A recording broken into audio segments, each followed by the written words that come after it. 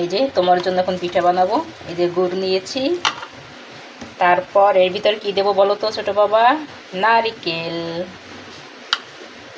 এই যে তারপর এর ভিতর কি দেবো? চালের গুঁড়ো।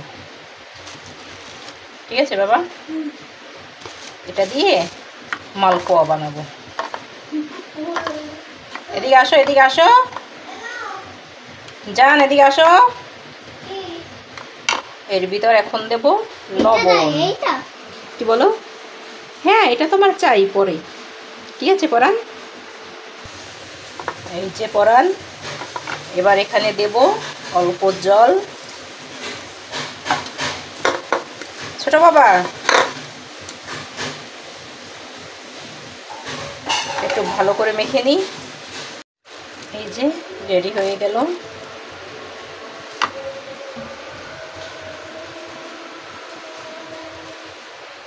কারেন্টও চলে গেল।